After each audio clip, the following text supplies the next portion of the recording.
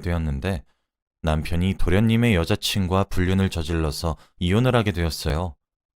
그냥 이혼을 하는 건 너무 시시하고 재미없어서 제 성격상 받은 건 꼭 되갚아줘야 하기 때문에 통쾌하게 복수를 했던 이야기를 풀려고 합니다.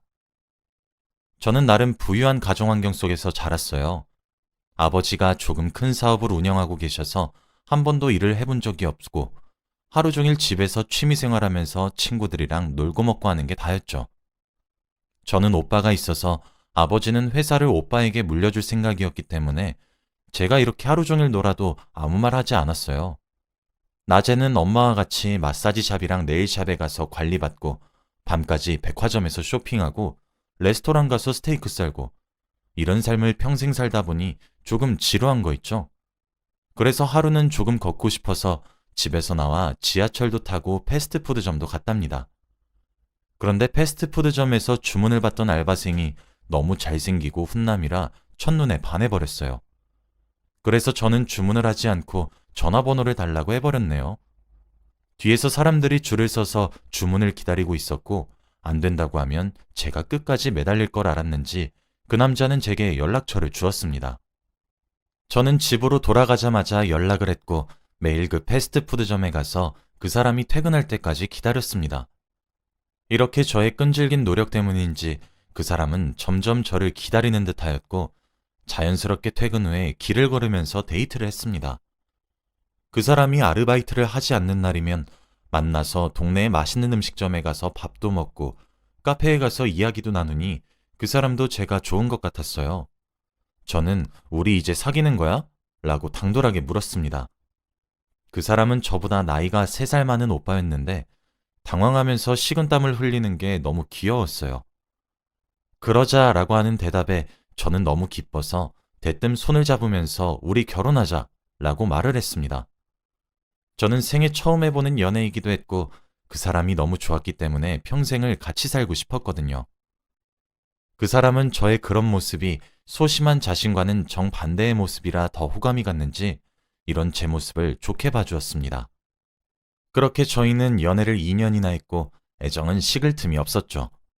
제가 연애를 한다고 하니 다들 처음에는 얼마 못 갈 거라고 했지만 2년이나 연애를 하는 제 모습에 그만 헤어지라고 하더군요.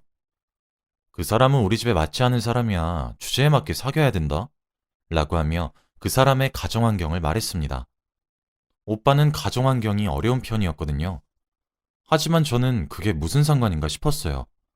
부모님에게 오빠 한 번만 만나보고 결정해줘. 라고 말을 했죠.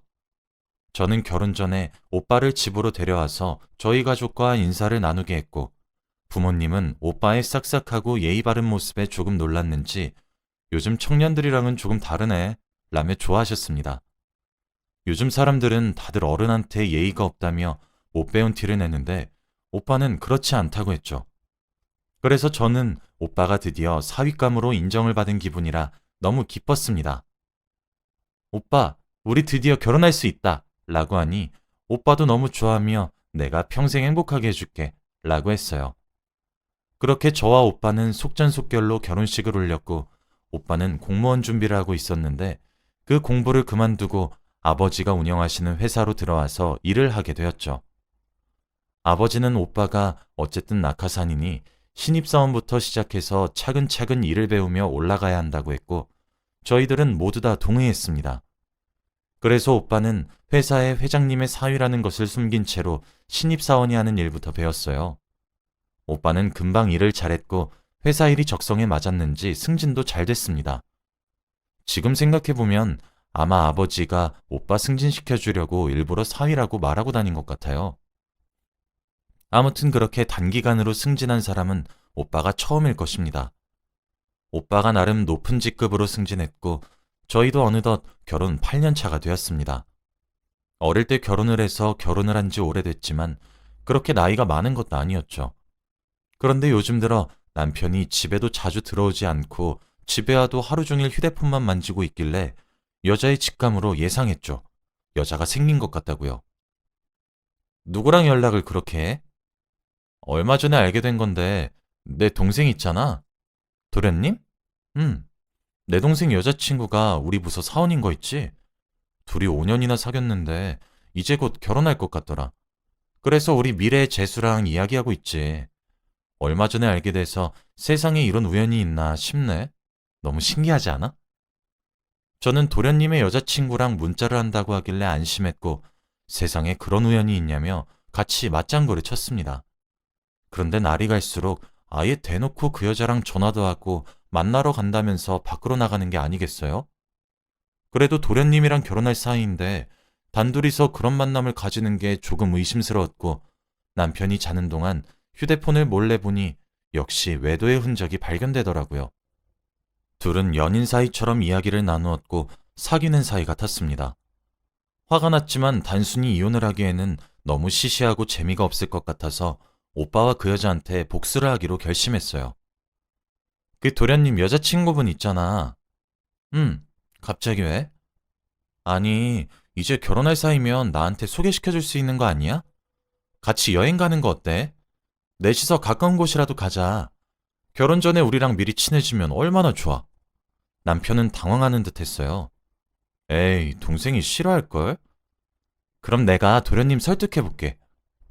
저는 다음날 바로 도련님에게 연락을 드리니 너무 좋다며 지금 당장 계획을 짜겠다고 하시더군요. 그렇게 저희는 1박 2일로 강원도를 여행 가기로 했습니다. 여행을 갔는데 남편과 그 여자는 제가 둘의 관계를 알고 있는 것을 모르는 것 같았어요. 그래도 저희 앞이라 조심하는 것인지 저와 도련님 앞에서 애정행각은 전혀 하지 않더군요. 강원도에 관광지도 다니고 유명한 맛집도 가면서 여행을 즐기고 밤에 숙소로 돌아와 술자리를 만들었습니다. 저는 술이 센 편이라 잘 취하지 않았는데 저 빼고 다들 조금 눈이 풀렸더라고요. 근데 그때 취한 도련님 여자친구분이 제게 말을 걸었습니다. 형님, 내가 요즘 고민이 있어요. 뭔데 동서? 그때 도련님과 남편은 술에 많이 취해서 이미 방으로 들어가 있던 상황이었고 거실에는 저와 도련님 여자친구분밖에 없었죠. 아니 요즘 만나는 남자가 글쎄 왼쪽 엉덩이에 점이 있는데 그게 얼마나 귀여운지 몰라요. 도련님의 엉덩이는 한 번도 본 적 없지만 저희 남편은 신기하게 왼쪽 엉덩이 중간에 큰 점이 있어요.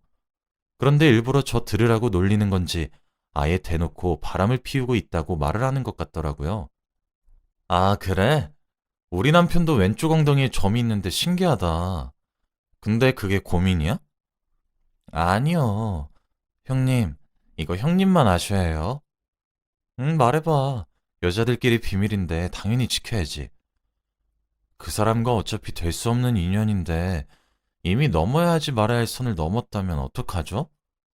저는 그 말을 듣는 순간 도련님의 여자친구가 굉장히 당돌하고 만만치 않은 여자라는 것을 알았습니다. 그렇게 당차게 남편과 바람을 피우는 것을 아내인 제 앞에서 말하다뇨. 아무리 제가 알고 있다는 사실을 모른다고 하더라도 이건 아니죠. 동서, 그래도 안 되는 사이면 끝내야지. 근데 그게 마음대로 안 돼요. 이미 전 그 사람에게 푹 빠져버렸는데요. 근데 그 사람도 제가 너무 좋대요. 저는 도대체 뭐라 대답을 해야 할지 모르겠고, 제 앞에서 제 남편과의 연애 이야기를 풀고 있으니 저는 부풀어 오르는 화를 겨우 눌러 담고 그렇게 여행은 끝났습니다. 남편과 집에 돌아왔죠. 우리 동생, 동서랑 곧 결혼한대. 그래서 다음 주에 상견례 한다고 하네. 어때? 너무 좋지? 도련님과 결혼을 한다고 해서 드디어 남편과의 관계를 끝내나 싶었지만 동서는 계속 저에게 개인적으로 연락을 해왔어요. 오늘은 그 사람이랑 뭘 했고 다음엔 뭘 할 건지 그리고 제 남편과의 잠자리 고민까지 말하는 거 있죠. 그 고민을 저도 똑같이 하고 있는 것들인데 언제까지 동서의 입에서 나오는 것을 지켜봐야 할지 제 생각엔 그냥 제가 대놓고 자기한테 화를 내는 걸 원하는 것 같았어요. 저는 절대 동서가 원하는 대로 흘러가지 않겠다고 다짐하고 성심성의껏 눈치채지 못한 척하며 고민도 잘 들어주고 말도 잘 들어주었습니다. 상견례 자리도 무난하게 끝냈고 둘은 결혼을 본격적으로 준비하고 있었습니다. 저희도 여느 때와 다름없는 평범한 날들을 보냈죠. 저는 주기적으로 남편이 자는 동안 남편의 휴대폰을 몰래 보고 둘이 연락한 내용들을 확인했습니다. 남편은 그것도 모르고 제가 눈치채지 못했다고 생각을 하는지 동서와 연락을 잘하고 있더라고요. 오빠, 나 이러다가 진짜 오빠 동생이랑 결혼하겠어. 오빠랑 자주 보고 싶어서 일단 하긴 하는데 얼른 형님이랑 이혼하면 안 돼? 조금만 기다려. 내가 금방 너 책임질게. 나 이혼하면 멀리 가서 단둘이서만 행복하게 살자. 동서는 저희 남편과 그런 사이가 되기 위해 도련님을 이용한 거였습니다. 저는 남편의 휴대폰에 몰래 위치 추적 어플을 깔았고 어플을 숨기면서 남편이 절대 모르게 했습니다. 저는 이제 본격적으로 이혼을 할 증거를 모으고 동서와 남편에게 복수를 하기로 마음을 먹었어요. 도련님에게 사실대로 말할까 싶었지만 도련님 성격상 바로 경찰에 신고해버릴 것 같아서 아직 증거 확보도 제대로 안 된 상황에 섣부르게 행동하면 안 됐기 때문에 도련님에겐 미안하지만 우선 저 혼자서 일을 진행하기로 했습니다. 다음 날 저는 남편에게 연락도 하지 않은 채로 점심시간에 남편을 찾아갔어요. 1층에서 엘리베이터를 기다렸고 문이 열렸는데 엘리베이터 안에는 동서와 남편이 같이 타 있더라고요. 동서는 남편에게 팔짱을 끼고 있었는데 문이 열리고 제가 서 있는 것을 본 순간 놀랐는지 팔짱을 급하게 풀었습니다. 여보, 여긴 어쩐 일이야? 그냥 근처에 볼 일이 있어서 왔다가 점심시간이길래 오빠랑 밥 먹으려고. 근데 둘이서 점심 먹게? 아, 그냥 근처에 거래처 사람 왔다고 해서 셋이서 점심 먹으려고 했지. 그래? 그럼 그 거래처 사람은 동서랑 단둘이 먹게 하고 오늘은 나랑 먹자. 오빠, 나 오늘 옷 샀는데 어때? 응? 너무 예쁘지. 저는 일부러 동서와 저의 수준 차이를 직접적으로 남편에게 보여주기 위해 백화점에서 신상이란 신상은 다 구입했죠. 동서도 가정형편이 좋은 것은 아니었기 때문에 같은 여자로서 자격지심은 충분히 느끼는 듯 했어요. 동서, 나 남편이랑 밥 같이 먹을 건데 거래처 사람 대신 부탁해도 되지? 에이, 그래도 동서도 곧 우리 가족이 되는데 같이 밥 먹는 거 어때? 그럼 거래처 사람은? 우리 아빠가 알면 많이 화내실걸? 그치. 장인어른이 알면 안 되긴 하지. 재수, 미안해. 그렇게 저와 남편은 자리를 뜨려고 하는 순간이었죠. 형님, 저 괜찮아요. 거래처분 저랑 친한 분이라서 다음에 먹어도 좋아요. 오늘 저랑 같이 셋이서 밥 먹어요. 아주 뻔뻔한 얼굴로 말을 하더라고요. 저는 누가 이기나 싶어서, 그래? 그럼 나야 더 좋지. 그럼 내가 잘하는 곳 있는데 거기로 가자. 내가 살게. 라고 했죠. 저는 아예 그들이 범접할 수도 없는 최고급 레스토랑으로 갔고 동서는 눈이 휘둥그레지더라고요. 제가 그 레스토랑에 가니 다들 저에게 깍듯이 인사를 했고 제 짐을 받아주었죠. 동서와 남편은 한 번 더 저의 위대함에 놀랐던 것 같았어요. 동서도 여자라고 자존심은 있는지 생애 처음 온 레스토랑에서 일부러 처음 온 티를 내지 않더군요. 그런데 자리에 앉아서 메뉴판을 보는데 전부 다 비싼 음식의 코스 요리들이어서 어떤 걸 골라야 할지 모르는 것 같았어요. 동서, 오늘은 내가 쏠 테니까 맘껏 먹어. 어떤 거 먹을래? 동서는 동공이 흔들렸고 다 영어로 된 메뉴판과 처음 보는 음식의 이름 때문에 상당히 고민을 오래 했죠. 그런데 결국에 한다는 말이 전 형님이랑 똑같은 걸로 할게요. 이겁니다. 저는 속으로 에휴, 그냥 모르면 모른다고 하지. 자존심은 세가지고. 라는 생각을 했네요. 그렇게 저희 셋은 다 똑같은 메뉴를 시켰고 음식을 먹으면서 대화를 하기 시작했죠. 아, 형님, 제 이야기 좀 들어보세요. 글쎄 제 친구 이야기인데. 응, 뭔데? 아니, 친구가 유부남이랑 사귄대요. 아, 그래? 아, 근데 그 유부남이 자기가 결혼할 사람의 형이라고 하던데 정말 그러면 어떻게 해야 해요? 옆에서 남편은 손가락이 미세하게 떨리면서 식은땀을 흘리고 있는 것 같았고 저는 오히려 담담하게 대꾸했어요. 그럼 헤어져야지. 둘은 애초부터 될 수 없는 운명이네. 라고요. 그치만 둘이 너무 좋아서 죽고 못 살면요? 이미 나중에 멀리 가서 단둘이서만 살기로 약속까지 했다면요? 에이, 동서, 너무 순진하다. 자기가 그저 그 남자가 심심해서 만나는지도 모르고. 저는 그렇게 동서의 말을 미세하게 비웃었어요. 동서는 제 말에 조금 당황한 것 같았습니다. 동서, 유부남이 밖에서 다른 여자 만나는 이유는 단 한 가지야. 그저 심심할 때 만나는 여잔 거지. 그 유부남 계속 이혼한다고 하지? 근데 아직까지 안 하고 있는 거면 답 나왔잖아? 저희 테이블은 정적이 흘렀고 남편은 계속 눈치만 살폈습니다. 자, 우리 이제 점심시간도 끝나가는데 이만 회사로 돌아갈까? 벌써? 시간 너무 금방 간다. 다음에 또 놀러 올게. 그렇게 저는 조금 후련한 마음으로 집으로 향했고 다음 복수 작전을 세웠죠. 이제는 이혼을 할 준비가 되어 있었고 증거들도 다 확보가 된 상태라 그저 그 둘에게 쪽팔리만 주면 되었어요. 그렇게 눈치만 살피던 어느 날이었어요. 갑자기 남편이 급하게 출장을 가야 된다고 하는 겁니다. 여보, 미안한데 나 내일 급하게 해외로 출장 가. 어디? 말레이시아. 아, 그래? 잘 갔다 와. 저는 일일이 다 묻지 않았어요. 왜냐면 남편이 어디서 뭘 하는지 저번에 남편의 휴대폰에 설치했던 위치 추적 어플로 알 수 있었거든요. 남편이 출장을 떠나고 저는 어플을 실행해서 남편의 위치를 살폈는데 그는 서울에 있는 한 유명한 호텔에 있는 것으로 확인이 되었습니다. 그 호텔은 저희 회사와 깊은 관계라서 호텔 직원들이 제 얼굴을 알아요. 아마 남편의 얼굴까지는 모르기도 했고 저희 회사 직원이 가면 조금 저렴하게 갈 수 있어서 그 호텔로 예약을 한 것 같아요. 그때 저는 남편이 그 여자와 단둘이 여행을 갔다는 것을 눈치챌 수 있었죠. 저는 다음날 호텔에 전화를 해서 남편 이름을 대고 몇 시에 퇴실인지 알아냈습니다. 물론 처음엔 개인정보라고 알려드릴 수 없다고 했지만 제가 누군지 말하니 알려주더라고요. 아무튼 저는 아침부터 화려하고 고급진 옷을 입고 자주 가는 샵에 들러 화장을 받아 호텔 로비로 들어갔더니 다들 저에게 깍듯이 인사를 했습니다. 저는 인사를 받고 그들이 나올 때까지 1층 로비에서 눈이 빠져라 기다렸는데 둘은 퇴실 시간에 딱 맞춰 나오더라고요. 그들이 로비를 지나갈 때 저는 로비 중앙에서 그들 앞에 섰습니다. 둘은 팔짱을 끼고 행복하게 웃으면서 걸어오다가 그들 앞에 선 저를 보고 놀라더라고요. 여보, 여긴 어떻게? 저는 남편의 말이 끝나기 전에 뺨을 내리쳤고 로비에 있던 모든 사람들이 저희가 있는 곳으로 집중했습니다. 벗어. 어? 남편은 저에게 맞은 뺨을 부여잡고 쳐다봤고 저는 내가 준 것들 다 벗으라고 라며 소리쳤어요. 남편은 당황을 하며 주위 시선들을 확인했는데 모두 다 저희를 쳐다보고 있었죠. 여보, 내 말 좀 일단 들어. 제가 버럭 소리를 지르니 남편은 양복을 하나둘 벗더라고요. 동서, 아니 민서 씨, 이 사람이 이런 사람이에요.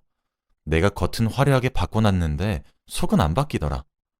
이래서 우리 아빠가 못 배운 것들은 만나면 안 된다고 했는데. 민서야, 그냥 너 가져. 너 줄게. 둘이서 멀리 가서 행복하게 살아. 라고 한 뒤 유유히 로비를 나왔고 남편의 얼굴을 보니 수치심을 많이 느꼈는지 눈에 눈물이 조금 맺힌 것 같더라고요. 그렇게 집으로 돌아와서도 화가 풀리지 않아 회사 커뮤니티에 글을 썼습니다. 안녕하세요. 마케팅 부서 김모군과 박모양을 폭로합니다. 라는 제목을 쓰고 지금까지 있었던 모든 일들을 글로 표현하니 조금 후련하더라고요. 그런데 폭로글이라 10분도 안 돼서 조회수가 200이 넘어갔습니다. 휴가가 끝나고 남편과 동서는 회사로 돌아왔는데 다들 보는 눈빛이 이상해서 알아보니 커뮤니티 글을 알게 되었고 그들은 어쩔 수 없이 자진해서 사표를 쓰고 회사를 나갔어요. 저는 거기서 이름을 밝히지도 않아서 명예훼손죄를 피해 나갈 수 있었습니다. 아무래도 회사 일도 있다 보니 아빠가 알게 되는 건 시간 문제였고 아빠는 딸아, 역시 못 배운 것들은 집안에 들이면 안 돼 라고 하셨습니다. 도련님은 당연히 화를 내시며 당장 죽이러 가겠다고 하는 걸 겨우 말렸고 저는 바로 이혼 서류를 남편에게 보냈죠.